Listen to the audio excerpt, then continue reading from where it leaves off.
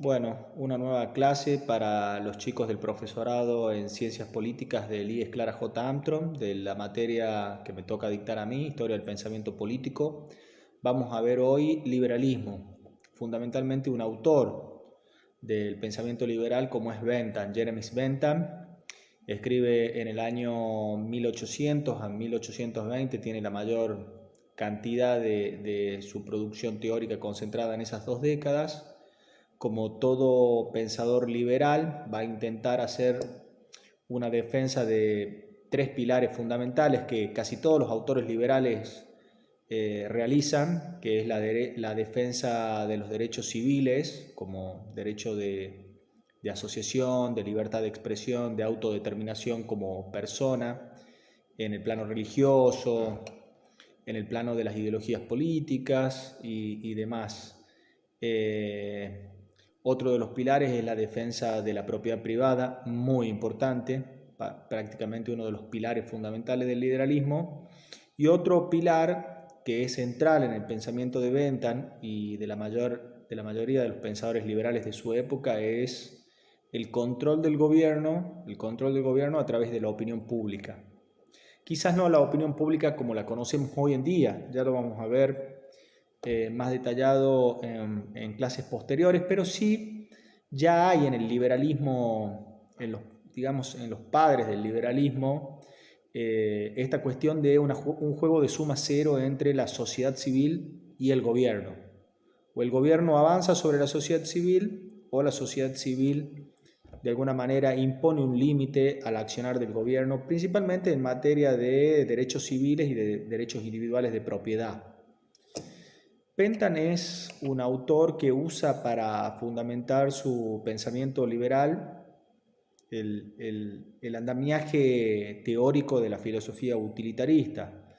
Él dice que básicamente define el bien social como una maximización del placer, y el placer está medido por la cantidad de dinero. Básicamente ese es el pensamiento de Bentham, ¿no? Asocia la cantidad de placer individual y la cantidad de placer social a la mayor o menor adquisición de dinero. Indudablemente que en este modelo de pensamiento de Bentham, él lo que va a intentar hacer es, de alguna manera, fundamentar la no intervención del gobierno en los mecanismos de mercado y fundamentar una posición absoluta de la propiedad privada. Es decir, toda distribución del ingreso es necesariamente mala. ¿Por qué? Por las siguientes razones. Dice Bentham: si yo de alguna manera intervengo distribuyendo el ingreso, en una primera instancia voy a tener una maximización del placer, porque le saco al que tiene más y le doy al que tiene menos, y de pronto alguien que no tenía un ingreso pasa a tener un ingreso y aumenta el número de felicidad. Es muy sencillo, supongamos una sociedad de 3 personas, donde uno es un productor que tiene una cantidad importante de recursos y hay 2 personas que no tienen nada. Entonces, dice Bentham, en una primera instancia parecería muy bueno distribuir el ingreso, sacarle al que más tiene por medio de impuestos y demás, y transferirle a las otras 2 personas que no tienen nada. Entonces, en el cortísimo plazo, dice Bentham, pareciera ser que hay una maximización del beneficio y del placer y del bienestar general en esa sociedad. ¿Por qué? Porque de pronto 2 personas que no tenían ningún tipo de renta ahora pasan a tenerla producto de la distribución del ingreso. Ahora, ¿qué pasa en el largo plazo con los mecanismos de distribución del ingreso? Quien produce de estas 3 personas de la sociedad, hay una que produce la riqueza y otras 2 que se benefician de la distribución del gobierno de esa riqueza. ¿Qué dice Bentham?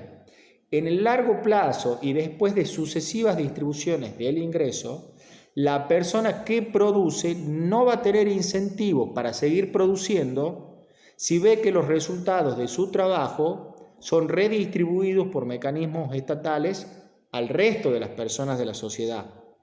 Entonces, dice Bentham, en el largo plazo, toda distribución del ingreso desincentiva la producción. Y esta es una discusión que sigue vigente en la Argentina hasta el día de hoy.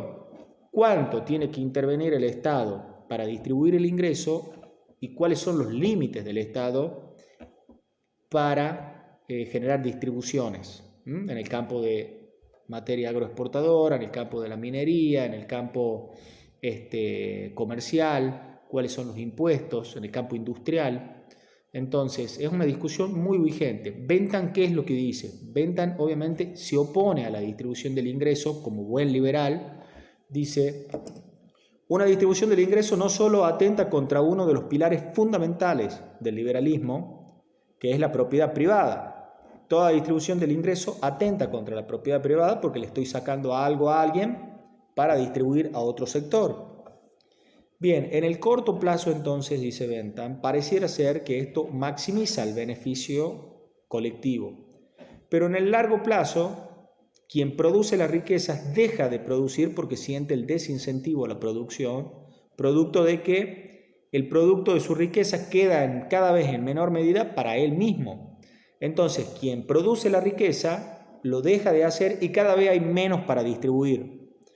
Entonces, ¿qué es lo que dice Bentham? No hay que distribuir el ingreso.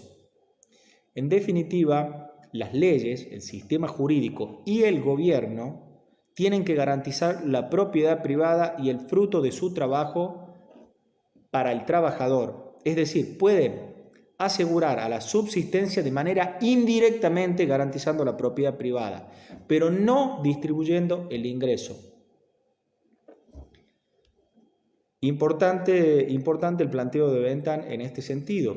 Después surgen toda una serie de teorías posteriores que dicen que es preferible que el Estado distribuya el ingreso hasta el punto justo en el que un peso más o un dólar más de distribución del ingreso desincentive la producción, es lo que se conoce como el óptimo de Pareto.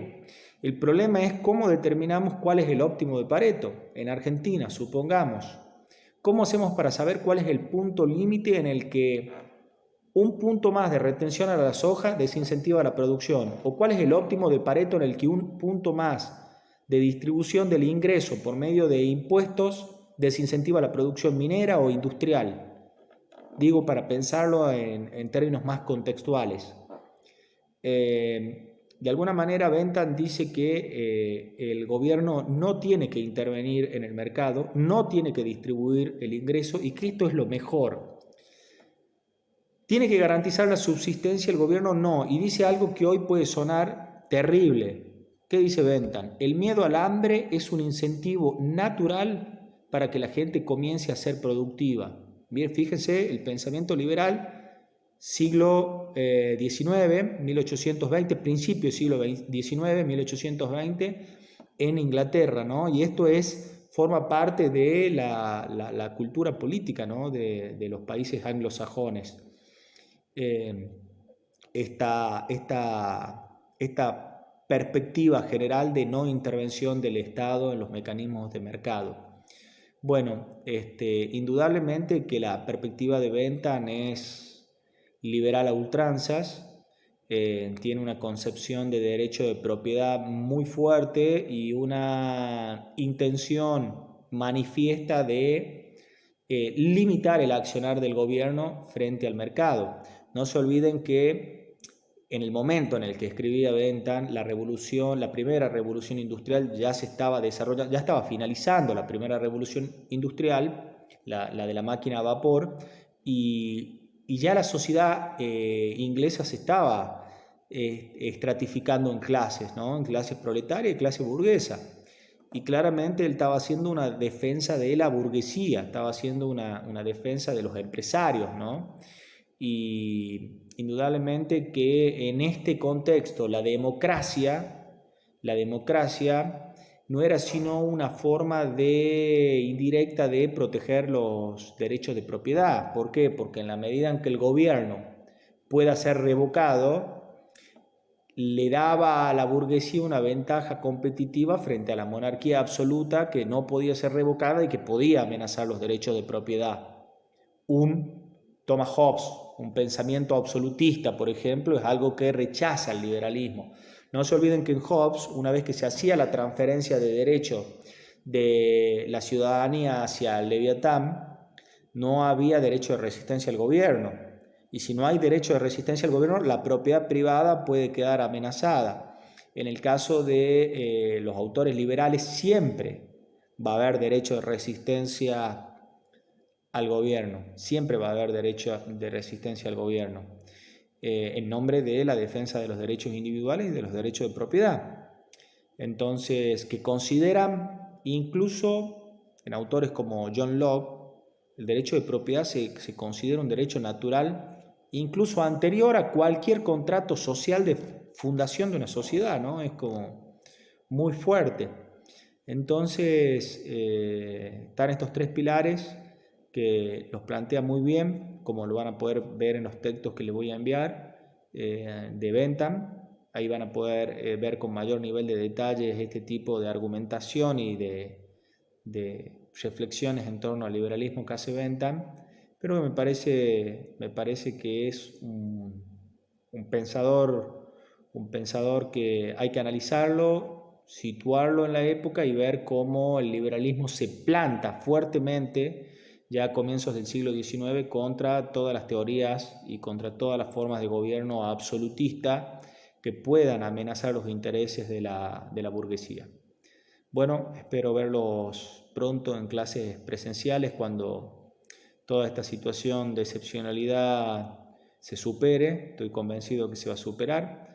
Así que pronto les voy a estar dando ya los textos de John Stuart Mill, que es un pensador posterior a Bentham, también liberal, pero que viene a flexibilizar un poco este liberalismo tan marcado, ¿no?, de Jeremy Bentham.